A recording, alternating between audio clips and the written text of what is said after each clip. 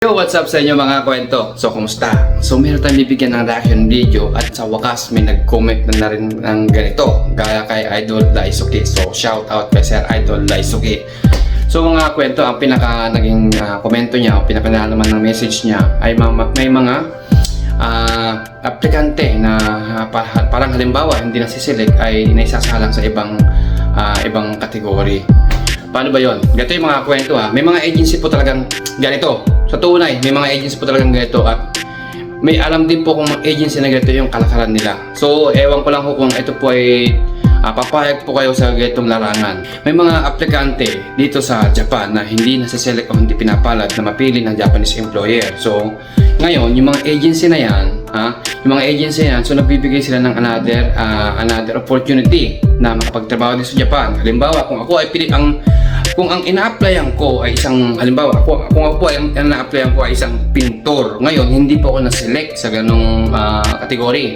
Hindi po ako napili ng Japanese employer. Ngayon, ang agency, yung mga agency dyan sa atin sa Pilipinas ay parang ini-invite ka nila na uli na kung gusto mong sumalang na kung ikaw ay willing na mag-take ulit ng another final interview sa ganitong larangan pero hindi na naayon sa iyong trabaho. Kalimbawa, kagaya sa akin, pintor. So, may bakante na may upcoming interview po ulit itong agency na to na nangangailangan ng tao dahil sa siguro kakulangan sa yung nag-a-apply ng kanilang trabaho. Halimbawa, siguro ang kailangan nila is 10 tao, ang nag-apply lang ay nasa 5 tao, 8 tao lang. So, kulang na kulang. Ngayon, parang i-calls ka nila, parang i-alok nila sa'yo yung ganong trabaho na kung gusto mo magpa-line up. So, well, ikaw, para sa atin, pabor yun. Pabor po sa atin yun. Na dahil nga hindi tayo na-select sa trabaho ina-apply natin, so mag-alok sila, tayo naman kakagat sa ganong sitwasyon, ganong larangan, no? Parang tatalon tayo sa another kategory ng ibang trabaho. So, hindi natin alam kung ano yung trabaho na yun. Yun naman po ang disadvantage. Ang advantage po na yun ay magkaka-chance po tayo talaga na makapagtrabaho dito sa bansang Japan at mapili ng employer dahil nga sa kakulangan sa aplikante ng ganong kategory. Ngayon, so dahil ikaw naman ay willing ka at gusto mo talaga na makapunta ka, sino naman hindi aayaw sa makapagtrabaho dito sa bansang Japan, Ngayon, dahil sa willing ka at gusto mo ulit magpa-line up, so magtitik ka nga ng gano'n na magtatalong ka sa ibang kategory ng trabaho. Ang problema nga mga kwento, yung experience, sabi nga ni Idol Daisuke, may mga peking papeles ang pinapagawa ng mga agency na siyang magiging experience mo. Kumbaga, halimbawa, bibigyan ka na ng peking experience o magpapagawa sa recto. Sa madaling salita, magpapagawa kayo ng mga peking experience sa recto para meron lang siguro may presenta, may lagay sa resume ninyo na kayo ay mayroong experience. So, yun po yung madaling yun po ang pino-point out ni Idol Daisuke. So, meron po talagang mga agency ganyan. Ngayon, ito po so nakapagpagawa ko kayo ng peking papeles, ibigay nyo sa agency at nalagay nyo sa resume nyo kung na-advise man ng agency or ng staff ng agency na yan ang gawin ninyo. So, well, good luck. Pagdating nyo po dito sa Japan, so, well, good luck. Kasi, halimbawa, ikaw isang welder and then, welder ka, tumalong ka ngayon sa isang kategoryang trabaho.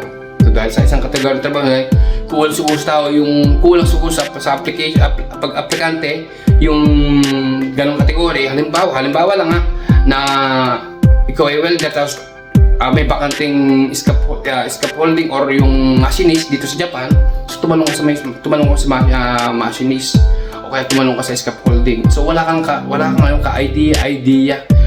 Na-select ka, halimbawa na-select ka ng Japanese employer, na-select ka ng Hapon. So tuwang-tuwa ka naman ngayon. Pagdating mo sa Japan, so expectation ng mga Hapon sa'yo ay marunong ka sa ganung trabaho. So anong magiging sandata natin na para natin malalaman yung ganung trabaho kung hindi naman yun talaga ang naging trabaho natin? So sinong kawawa? In the end, sino ang mag-risk ng ganung trabaho? Sino ang magtitik ng ganung trabaho na walang kaalam-alam? So kasi yung Hapon, expected yan na talagang ikaw ay marunong sa ganitong trabaho. Well, dito lang po kasi back to zero, pero halimbawa, back to zero mo po talaga Back to zero ibig sabihin yung mag-umpisa ka ulit sa umpisa, tutulungan ka ulit sa umpisa, pero expected na rin ng Hapon na kahit paano meron kang alam sa ganung trabaho. Kaya napakahirap din po siguro na tahakin yung ganung larangan na tayo ay dahil sa kagustuhan lang natin na makapunta ng Japan, makapagtrabaho ng Japan. So kakagatin natin yung ganong opportunity o yung ganong inaalok ng ibang agency, lalo yung pagbibigay ng peking papeles sa mga aplikante para lang meron silang may salpak sa kakulangan ng kanilang mga aplikante sa ganong larangan ng trabaho. Ngayon, kung ako sa inyo na nag-a-apply at may ganong alok ang mga agency sa inyo, pag-isipan nyo munang mabuti, lalo kung hindi wala ko yung kaalam-alam sa ganong larangan, at kung kayo gagawa lang ng peking experience o peking trabaho para lang may pakita sa mga employer lang kayo ganun ang trabaho nyo, o kung tuturuan na kayo paano sumagot para lang kayo mapili, well, congrats kung kayo po ay mapipili ng mga Japanese employer at makapunta dito sa Japan. Pero good luck pagdating ng araw na kayo ay magtatrabaho dito sa Japan, kasi syempre expected na mga hapon pinili kayo at nakalagay sa resume nyo yung naging trabaho ninyo, expected na marunong kayo sa iyong magiging trabaho pagdating dito sa Japan. Kaya pag-isipan nyo munang 1,000 times, dahil hindi ho biro na porket na select na kayo ng mga Japanese employer ay wala na kayong gagastusin. Yan po ang number 1 na tanong. Kasi syempre pagka once nang select ka, lahat kagalaw ng pera dyan. So kaya pag-isipan nyo munang mabuti, hindi ho porket na-select kayo na napili kayo ng Japanese employer ay okay na. Ang magiging kaakibat na yan ay pagdating nyo dito sa Japan. So yun po yung pwede kong may maging reaction video sa naging comment ni Idol, dahil alam ng mga agency yung ganyang kalakaran. Marami nakakaalam sa ganyan.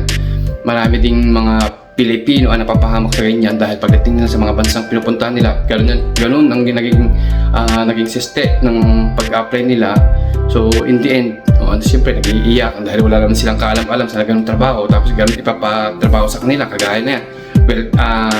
Welder ka, tapos ang biglang magiging trabaho mo dito sa Japan ay isang CNC operator, o di ba? Parang malayo dahil lang sa kakulangan ng aplikante. Siguro kaya may mga agency ganun. Kaya mag-ingat po kayo sa pagkagat nyo sa mga ganyang pain. Ako naman po, hindi lang po ako gusto ko na po lahat na nag-apply dito sa Japan ay ma-select, makapunta kayo dito, makapagtrabaho kayo dito, matupad yung pangarap nyo, matulungan yung pamilya nyo, may ahaw nyo sa hirap ang mga pamilya nyo. Pero kung ako lang, dadaan po sa tamang proseso at naaayon sa aking kaalaman sa trabaho. Hindi po ako kakagat sa ganong mga larangan, ganong siste.